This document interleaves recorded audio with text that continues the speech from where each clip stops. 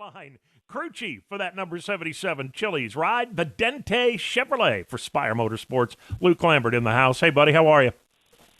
I'm doing great. Dave, thank you for having me. Think you all were a little excited there, huh? Yeah, for sure. Obviously, a special moment. Run me back through the final lap or two or three. If we counted lead changes anywhere on the racetrack, your car and Buescher probably swapped the lead 25 times, didn't they? Yeah, it was neck and neck there after that last restart for those final three laps, and so Tyler and Carson did a phenomenal job. You know, we talk about it a lot at these super speedway races. It's a chess match, and you're thinking half a lap ahead, trying to plan what's going to happen and position yourself in the spot that you need to be to make the run at the right time. So really, really proud of Tyler and Carson and what they did to execute.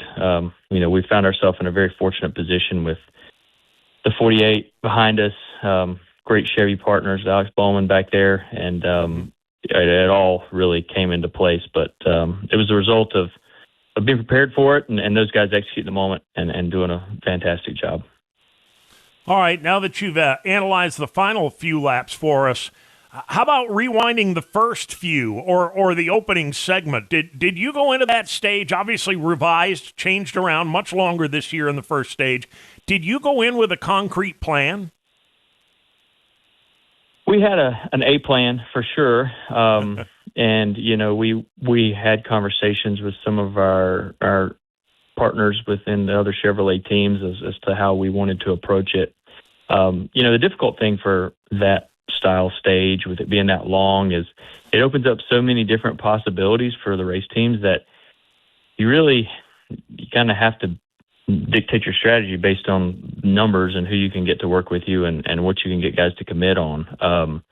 The fact that teams have so many different things that they can do make it impossible for you to just pigtail on somebody's strategy that's not going to tell you what they're going to do, because you could kind of get hung out and be the only one on your particular strategy if you try to dictate it alone. Where previously with the shorter stages in stage one, or just what the typical stage lengths have been at the super speedways, you kind of knew the amount of fuel people were going to take, and it was a single stop guaranteed if it was going to be a stop, and you had the ability to react off of other guys. This created a different conundrum for us as competitors to have to really be locked in on working with guys, and so you know that's challenging. It's not probably our favorite things as crew chiefs and engineers working on the teams to have to lean that hard on others, but ultimately, all that said, you know, that's stage one. We wanted to get the stage points. Unfortunately, we failed at that, but really the primary goal was to get through that stage unscathed, trying to not tear the car up coming on and off pit road and not have any mistakes take us out of the race. And so we executed on that. I was proud of the guys for making that happen. So you went into the opening stage with a plan A. Did you end up following it, or did you, as you mentioned, have to flex a little bit based on what other people were doing? We did feel like we needed to tweak it a little bit based on what we saw some of the other teams were doing. But unfortunately, the way the numbers were, it still didn't really quite play out the way we needed it to. So, things to learn, things that we can react on differently when we go back. We like to think that we know when people are at 100% and when they're not. Sometimes we do, sometimes we don't. Did the change in the stages reduce the amount of fuel saving? I don't think anybody would claim it eliminated it. Did it make it better, at least, in your view? Well, it split the field up, you know, more than anything else. It created strategy options that guys were exploiting different ways, and so it was a little more unclear as to what you wanted to do. The problem with predicting how that's going to play out, it's not as simple as, you know, my tires I'm going to put on are going to slow down this much over the course of a run, so I can do the math to figure out when I pit, when's going to be the optimal.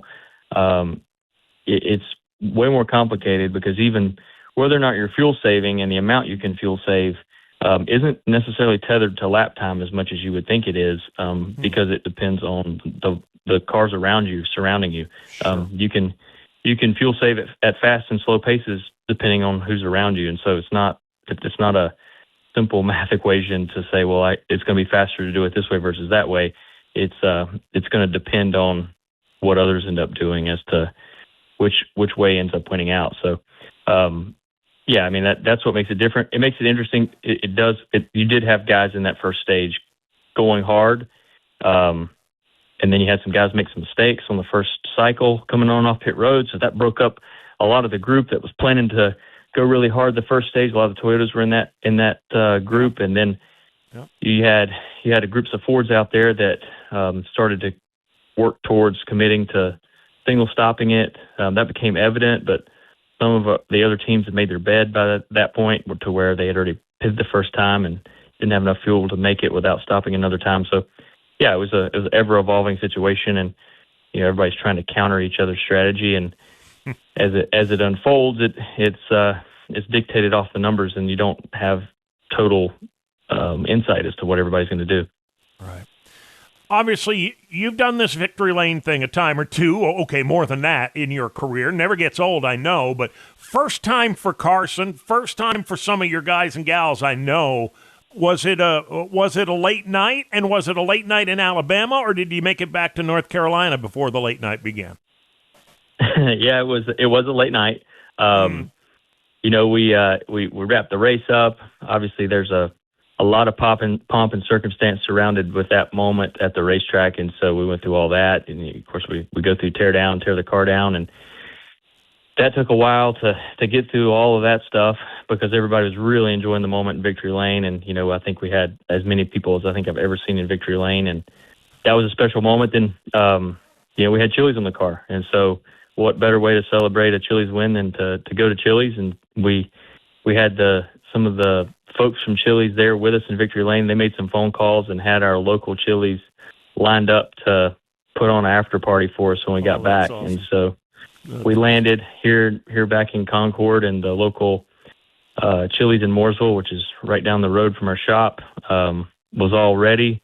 And they took it to a whole new level that was unexpected. Wow. They had balloons and decoration and cakes made for us and a full spread of all the food and drinks you could imagine. And we had our Marg machine, classic 77 car parked out front.